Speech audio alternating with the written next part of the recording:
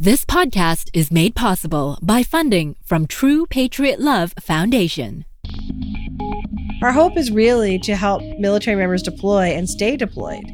Yes, there are occurrences when military members are going to have to be sent home for different reasons, but we want to try to help single members plan for any of those occurrences and at least think about them before they deploy. And also to have a bit of reassurance for the military member. You know, the hope is that the member has some reassurance and some confidence that they can go out the door and get their deployment and their training done so that they can come back. The military lifestyle is all-encompassing. It's difficult but rewarding. Dynamic. Very, very dynamic. Unpredictable. You are in the Canadian Armed Forces or a family member connected to the military. You know the lifestyle can be a challenge. Military lifestyle is always changing. In this podcast, we explore the world of deployments, postings, and transitions. This is the military lifestyle. Here's your host, John Shaboon. If you're a single military member and getting ready to deploy, you might be excited without a care in the world. But there are things for you to think about before you leave. So if you're single, single-ish, a parent of a single military member, or in a position of influence over one, we chat with Sandra Pinard, Deployment Coordinator at the MFRC next. So we're here to talk single members preparing for deployment with Sandra Pinard. Welcome back, Sandra. Thank you. I want to share you quick story. I did a briefing, which is just a presentation a while ago, and I spoke with this group of military members, and I don't know why the conversation turned that way. I asked them, what age do you think I am? And they guessed between 28 to 33. Bless them. Wow. Yeah, that's amazing. Very nice. So you have to say single members, young members, smart, brilliant, eager to please. Great gauge of character. Yeah, great. Yeah. I have no idea. I provided no mark for this course that they were doing. I don't know why they were so. Maybe they're just like poor judge of age. There's the haircut threw them off. But when I talk to them about the MFRC, they get it. They get the MFRC and they understand it. But yeah, in terms of relevance, sometimes they don't always see it. It's not applicable maybe right in their life right now. So why should single members, military members prepare for deployment? Well, my first thought when you were talking was, I think sometimes single members don't totally get what is accessible to them because their introduction to the MFRC is quite commonly done during basic training. If they're lucky, an MFRC staff person from Central Canada who may not be experienced in all the programs and services that people may have to offer at all the different centers. So with our center, one of the first sort of shocks when military members get posted here is that it's a heavily deploying base. And single members typically come here and they're either on course or they're posted to a ship and they're sailing. So for a lot of them, they've never had to think about deploying. They've never had to think about maybe leaving stuff behind, friends behind. And if they're early on in their career, this may be one of their first postings they've ever had. So for the young single member, we're here to sort of help them, sort of guide them through what they should be thinking about before they're about to deploy. You know, typically for someone who has never deployed before, or, you know, they're new to deploying as a single member, you know, they're not used to having to sort out everything. Maybe they've had other people, their parents or a friend or a partner in the past, and now they've switched to being a single member. So there's two sort of trains of thought there. And for the single member, I think a lot of them, they feel like, well, I'm just going to close up, you know, I'll lock up my door, go head down to the ship, and off I go onto a deployment. There are a few things that they need to remember. And we are the experts in that because basically the MFRC is the one that has to help them from ashore when things go wrong that they didn't prepare for at home. So let's go through a few different things. And I think this could be relevant to single members, but also it's probably something that is relevant to everyone. Some things to think about. First off, financial matters. What things should they have in order before they leave? we're in sort of that generation where people do all their banking online. A lot of people set up pre-authorized payments for their bills. So they may not even be sure exactly how much they're paying. For example, if their cable bill is pre-authorized up to $150, some months maybe it's $120, some months it maybe is $80. And if no one's sort of really watching their finances, they may not have a clear picture of how much is coming out at any given time. And financially, you really need someone at home, and at home could be anywhere in Canada, that can access your finances and support you if you need it from sea. The ships are getting much better at having access to the internet. So a lot of military members can, maybe under the impression they'll just do all their banking online from the ships, which is absolutely the hope and the plan, is that members can access their personal information and banking through the internet on board. But it's always good to have a backup, someone who knows, maybe how to access their banking, having a power of attorney, and also letting their banks know. Because we've had many military members who commonly what happens, we had a young man who did a Pacific Rim type of sail, and his credit card was frozen by the time he got to Guam. And the reason for that was because he had charges in Esquimalt, then he had charges in Hawaii, then he had charges in Guam, and his credit card company thought his card was compromised, so they just froze it on him. Then needed to be able to access a phone and call home or call back to Canada to deal with it. So even little things like letting your financial institution know that you're going to be traveling in multiple countries so that they're aware, so that they don't freeze in good faith, they're doing it to try to protect the person, but they may freeze your credit card in particular, or debit card. And I guess being aware of when things are due or things that might expire. You talk about credit cards. When does your credit card expire? Yeah, exactly. Trying to get a credit card to someone who's deployed can be, it sounds easy, but it can be a big hassle. A person would want to protect that. So you wouldn't want to just send it in the mail off to the ship. You'd want to maybe have someone hand deliver it. So there could be a delay, and you wouldn't want to be a military member in a foreign port and suddenly you don't have access to your credit card. That's no fun.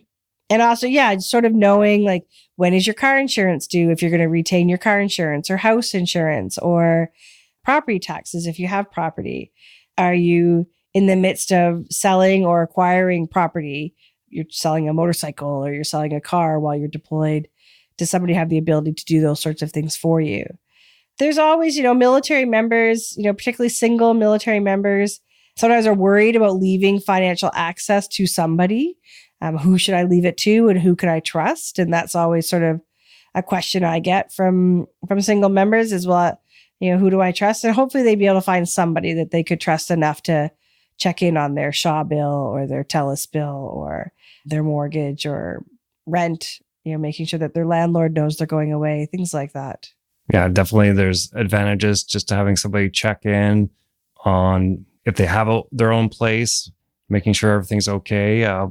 Are there any other bills that come up that people need to be aware of that they might not, or other things that might have with the financial side? On the financial side, some of the things that some military members do is they wait till the end of sort of fiscal year end, and then they'll buy a whole bunch of RRSPs, or they wait till the end of the year until they buy their RRSPs in chunk. Well, if that's your normal pattern for investing, and now you're suddenly deployed over that time period, is that pre-set up with somebody? Did you set that up with your bank? With a lot of military members, it's even making sure that single members are aware of what their financial rights are, or what they can, the different allowances that they're going to be getting. Are they getting any tax-free money? How are they budgeting for that? If there are other things in play, like if it's a single member who maybe has a dependent child, that they're paying child support or alimony, making sure that those are not things that you'd want to miss a payment on. So is there somebody who can help with that in case of a missed payment? But most commonly, we're finding it's things like if a single member has rented a storage locker, for example.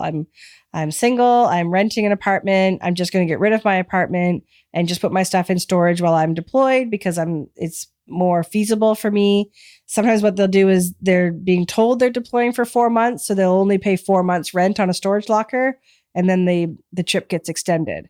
And suddenly now you have a storage locker that's not being paid for. So it's some of the things that you may not think about as you're leaving, but prepare for the worst. Prepare for a longer deployment than you're expecting. Expect the unexpected. Expect the unexpected. I mean, even with this fleet, there is the potential for military members to go on deployment, and then for Esquimalt members to then be flown, say, to Halifax for the next course in their career. So they may not have prepared for the extension of them being away from Esquimalt.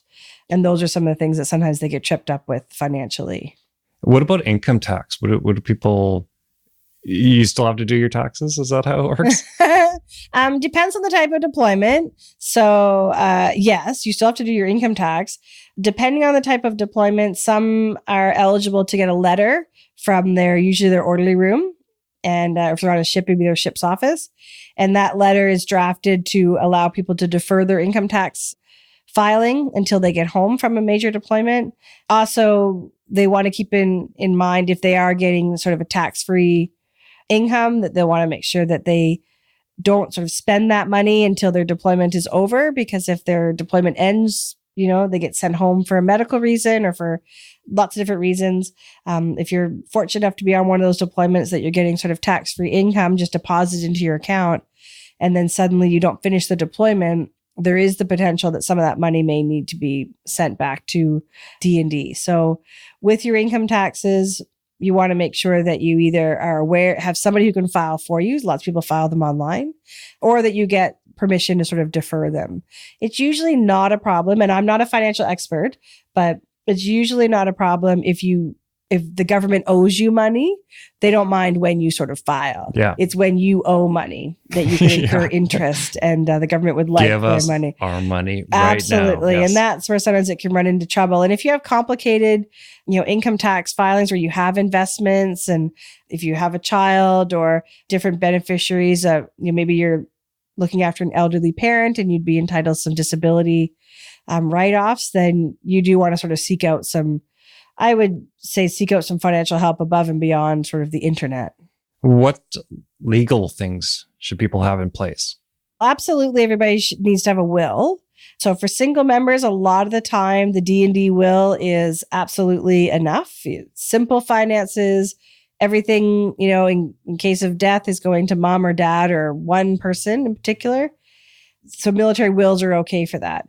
What sometimes people forget about is as you move on, if you want to, say you want to leave your car to your brother and you want to leave your TV to your best friend or your roommate or something, as soon as you have to start divvying up your assets, you want to go get a private will. And a private will is not paid for by the military. You go get that on your own. Same with a power of attorney. It's strongly encouraged that military members get a power of attorney with someone that they trust. And they certainly can get a limited power of attorney where somebody can do their banking for them and pay their bills, but couldn't maybe sell their car on them. So there are ways to do a power of attorney to just give somebody the ability to support you, but not necessarily sell everything while you're away. And hopefully you can find somebody that you trust. And also check what the terms are of your rental. If you're renting a property and you're choosing to sublet it out, I've heard of military members who have a PMQ. They're a single member in a PMQ. They thought, well, I could just rent it out to my buddy while I'm away. They would want to check their rental agreements to see what their rights are, what the landlord's rights are, and what permissions they have. Are there any other legal things to take care of before you set off? One of the things that we just had happen recently was if you are the holder of a power of attorney for somebody else and you're now deploying, you may want to let that person know that you no longer can act as their... Can you sublet a power of attorney? You cannot pass on a power of attorney to somebody else. So for example, if you hold the power of attorney for me and you're suddenly now going to sail, then you need to either, in good faith, one would think that you would remind me, or I would have to remember, oh, right, I can't rely on John because now John's sailing. And certainly if there are children involved and there's some sort of custody agreement where maybe you take custody of your child every other weekend or a couple times a month or whatever it may be, how does going on deployment affect that custody agreement? And is there an expectation? We've had people in the past who, you missed 8 weekends while you were deployed. So now you're going to make up for those 16 days in one full shot when you get home. So having those sort of conversations and knowing what your rights are, any sort of legal actions that you're dealing with. And that could be your property or your personal finances, things like that. a vehicle. So what do you have to do if you've got a vehicle? You're talking a little bit about vehicle insurance. When is that up for renewal? Is that basically it? Just make sure that insurance is up to date? Well, it depends on what you want to do with your vehicle. So some military members will opt to just have their car or vehicle keep its insurance, and they'll renew it as they need to. But let's say you're going away on a 6-month deployment and it's more economical for you to pull the insurance off. And also sometimes when you're on deployment, you're entitled to storage insurance. You're entitled to a car tune-up when you get home, or vehicle tune-up, I should say. If you're entitled to those types of things, then you need to put storage insurance on it, because the military is not going to reimburse you for a vehicle that potentially was driven the entire time you were away. So you'll want to look at, if you're going to let your insurance lapse or you're going to pull it off, to at least put storage insurance on it. And if you're putting storage insurance on it and you're entitled to reimbursement of that, you're probably also entitled to the cost of storing your vehicle. So there are different benefits or reimbursement amounts. So parking it in your friend's driveway would be a set amount versus putting it in a commercial storage facility. So there are some benefits there. Not every single deployment are you entitled to those financial benefits. But if you are, then you'll want to look into how do you want to manage your vehicles while you're away. And I guess the other thing would be driver's license. How do you, if you know your driver's license is going to come up for renewal during a deployment, what do you do? So anything that's going to come up for renewal, you'll want to renew before you go. Things like your driver's license, your passport. You're going to be okay with your medical and dental cards because that will be covered by the military. We've had military members whose passports expire while they're deployed, and it's not impossible, but it's very, very, very difficult and to get that sorted out while you're still deployed. And your driver's license, you can go in up to, again, I'm not an expert, but from my experience, you can go up to 6 months before your license expires and get it renewed so that you have a valid driver's license, because that's something you certainly don't want to have lapse and then deal with when you get home. That's a lot of, like financial, legal, vehicle. Let's talk about friends and family. What information do you need to share with friends and family? For Esquimalt, if you're going on a typical ship deployment, you'll want to make sure that your family knows simple. It may sound so simple, but do they know the name of the ship? Do they know the name of the mission if it is a named mission? Do they know approximately where you're going and how long you'd be gone for? Do they know how to get a hold of the MFRC? So if they have concerns or they see something on the news, they can get a hold of us and we can help to sort of, inform them of what's going on. And one of the biggest things for single members, the number one service people come into the MFRC for is to drop off mail. So people want to drop off their morale mail and they want to get those free parcels sent to the ship. Everybody loves mail. Military members love mail. Loved ones and family members love putting them together. So regardless of where your family lives in Canada, they can drop it off at their base or their MFRC, or they can contact the Esquimalt MFRC and we can help them sort out where a good drop-off point would be if they're not in the general area. Yeah, name some places that for smaller communities. Yeah, so we have relationships with RCMP detachments. We have relationships with recruiting centers, absolutely reserve units. So those are the 3 top ones that I'll lean into. It's helpful for us to know in advance, though. So we wouldn't want a family member just showing up at the recruiting center in Moncton, New Brunswick, without us calling in advance. So we always like to do a warm courtesy call to that center or that drop-off point just to make sure we know what their hours are.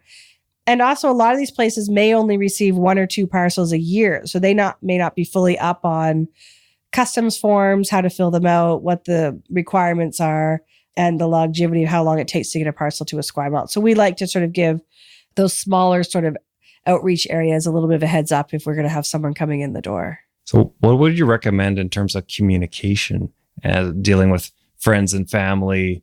I remember when I was young, communication, maybe a little bit of a challenge. Even when I'm older, it might be a little bit of a challenge. Maybe I'm just a guy. And is that what old guys do? Or we're a little bit of a nut to crack? Well, I think, our friends and family have a different expectation of communication than we may have as the person who is living here. Deployment aside, right? Everybody has their own sort of tempo and how often they communicate back and forth. But typically what will happen is the military member will deploy and suddenly I'm being contacted by family members to say, oh, I haven't heard from them in 3 days, or I haven't heard from them, in 5 days, and I'm getting concerned. So my first question back is always, well, how often do you hear from them when they're not sailing? Oh, like once every month or once every 6 weeks. Well, just because they're deployed doesn't mean suddenly the military member has all this extra time to send out emails and phone calls and things. Now, the military is trying to get better with accessing Wi-Fi on board. So the hope is they could do FaceTime and they could do Skype and they can use sort of Facebook Messenger and those types of things. But again, it's more what the realistic expectation is. These military members are at work. They're working in the place that they live. And then they're also they're doing a shift work. So my recommendation to the single member before they deploy is to talk to their friends and family about what the expectations are going to be. It's not like when they're at home and they're working their day job and they're home every day at 4 or 5 o'clock, and then they're sort of available for the evening to be texting or emailing or phoning. When you're on a ship or even a land-based deployment, it's a bit more 24/7. You are in shift work. You're also surrounded by lots of people, so you may not be comfortable doing a FaceTime or a Skype type of conversation, in the main cafeteria or the main flats of the ship. And also that the internet is going to go up and down depending on satellites, depending on bandwidth, depending on operational needs of the ship. So there's a more variety right now of how people can communicate with their loved ones back home, but there still needs to be that conversation around expectations. And for the family members, people love to get emails. People love to get notes and love to get care parcels. So don't be surprised if the communication is certainly going to be much more coming from home to the military member versus their response. And if you have concerns about that, I would contact your local MFRC, or I would. There are other resources if you're concerned about the messaging that's coming across. But in the end of the day, you have to remember that these military members are living and working all in the same space. So if they're working for a 4-hour shift and then they have a 4-hour window to do their laundry, have a shower, get some food, and rest before their next shift, an email home or a Skype call home may not be a feasible thing for them. And if you're a single military member, you might have kids. Mm-hmm. That could mean furry kids or non-furry ones. Of thinking like cats, dogs. So if you're leaving your pet with someone, what do you have to think about there? For the fur baby parents, one, we want to make sure that you're finding somewhere that you're comfortable leaving your animal. So it's great if you can find a friend or family or a neighbor, someone who's going to actually care for your animal in a way that you would hope that your animal deserves. There are local pet sitters. There are local kennels and things like that. But for a long deployment, one would hope that you can find someone that you're comfortable with. And then that person is willing to communicate back and forth with you. Like we have some single members deployed right now who are, the parents of 4-legged fur babies. They get pictures sent to them, like what their animals are up to. If their animals get taken to the local lake, they're being sent photos so that they know their animals are happy and healthy. I know of military members who do Skype with their animals, and animals like to hear our voices as well, right? So, that opportunity is there, especially when they get into port and they can get a more reliable Wi-Fi source. But for your animals, we want to make sure that, we don't want people to have to give up their animals when they deploy. We don't want you to have to surrender your animal to the local SPCA. And whoever you're sending your animal to, I guess they just need all the pertinent information about your Absolutely. Animal, right? So yeah, and there could be, an expectation of if your animal got sick, are you willing, have you talked about how much you're willing to put aside financially for that? Is there special food for your animal that's going to cost a bit of extra money? What other items financially are going to be needed for that animal while you're away? And have you communicated that with the person so that there's not misconception about what level of care your animal is going to get? And also there's no undue burden left on the person who's caring for your animal financially. If you have non-furry kids, just regular kids. Sorry, was that like bad? I have no idea. So if you're leaving your child with someone, what are a few things to consider there? So it all depends on the ages of the children, but certainly your child is entitled to services at the MFRC. Even if the person you're leaving your child with is not, maybe you're not in a relationship with that person anymore. Maybe it's an ex-partner. Your children are still entitled to services by the MFRC. They're entitled to respite care. They're entitled to and this includes workshops. If you're leaving it with a parent. Absolutely. So we have a couple of grandparents right now that we see on a regular basis. One of them is a set of grandparents of a single member, and she's deployed right now, and her child comes in for all sorts of different things. And one is a dual service couple. So their children come in, both members are deployed. So yeah, it's quite common to have aunts, uncles, grandma, grandpa are the ones looking after your child. And we want all your family members to feel welcome and that they can get some support, but also to get a break and to let, I watch the children's workshops that we've had for years and years. And one of the most powerful things I find with children is for them to meet other children going through the same thing. And so they may not have any knowledge of anybody else in their school or in their daycare or in their day-to-day life that's actually having a military parent that's away. So we want to give that opportunity to your child to meet other children dealing with a mom or a dad who are gone away for a little bit. And one great little tool that we've developed here is the emergency family plan. And it's a great way just to list all the pertinent information regarding people in your little family system. So it could be pets, children, dependent adults, whatever it might be. If you do have a partner or spouse, you can put them in there. So emergency contacts all going in there. So I know when it comes to kids, that's a great way to have a lot of the important, if there's childcare information, school information, so that everyone knows where to turn. But I guess, if you're going to leave, you need to, whoever you're leaving your child with, you also need to have a little bit of a backup plan as well for your child. Yeah. So the way I sort of say to military members is you need to have a working plan.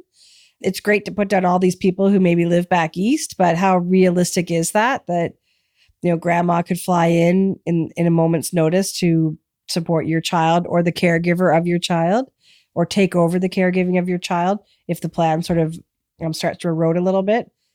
And the other piece in that new emergency family plan is we've allowed a space for someone who maybe is the overall manager of the plan.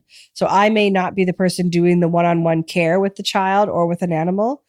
Maybe John is the person that's watching your child for you. But if John has an emergency, I'm the one called to have 2 or 3 other names at my disposal that I can then bring into the fold and try to piece together a plan. Our hope is really to help military members deploy and stay deployed. Yes, there are occurrences when military members are going to have to be sent home for different reasons, but we want to try to help single members plan for any of those occurrences and at least think about them before they deploy. Maybe they have an elderly parent, maybe they have a grandparent, aunts and uncles, people who are dealing with different health issues. They want to have those conversations with their family members about when would they want to be notified, at what level, and what seriousness of someone's health declining, for example. And also to have a bit of reassurance for the military member. I myself, for example, I care for an elderly parent. Knowing that I have multiple people in my community who can help look after my mom if something were to happen to me or to one of the people looking after her helps me when I do go away to a conference or I have to go on a trip somewhere, that I have a plan in place. The hope is that the member has some reassurance and some confidence that they can go out the door and get their deployment and their training done so that they can come back. Is there anything else you had mentioned for single members? So I would recommend single members check out, and their family check out, the MFRC deployment app. What they do when they log into their deployment app is they set up a profile based on who they are. So if they're a single member without children deploying for the next 5 months, that's what the parameters they set up. That way, when it comes up, when it's fully loaded, their checklist would not include anything around childcare. Their checklist wouldn't include anything about animals unless they indicate they have an animal. Their checklist will also look much different than the parent of a single member or any of their peers who maybe are not single and have different types of relationships going on. So the idea behind the app is to create an electronic source for some of the information we talked about today. Because one of the resounding feedbacks we got from single members was that they wanted less paper and more electronic resources. So the app is sort of the answer to that. So all of the checklist, things like how to set up your what to think about financially, what to think about budget, what to think about your setting up your home and your stuff. All those checklists are now accessible on your mobile device for your loved ones, I'd encourage them to do the same thing, because one of the nicest features is if your loved ones live outside Greater Victoria, is the app on the homepage will direct them to their closest MFRC. So they then have the information of where they can maybe drop off a parcel, but also if they need a bit of extra support in supporting a military member in this military lifestyle. Doesn't necessarily even have to be around deployment. It can be a challenge for a mom or a dad to have their 19-year-old go off to basic training and then suddenly be shipped across the country. That's an adjustment for the entire family. There are resources for everybody connected to a military member, single or different. So thank you very much for coming, Sandra, talking about single members and deployment. You're very welcome. When I started this episode, I thought it was going to be our shortest episode ever, and I think it very well might be our longest. And check out the deployment app by searching MFRC deployment wherever you get your apps. Customize your experience and download it today. Thank you for listening to this episode of The Military Lifestyle.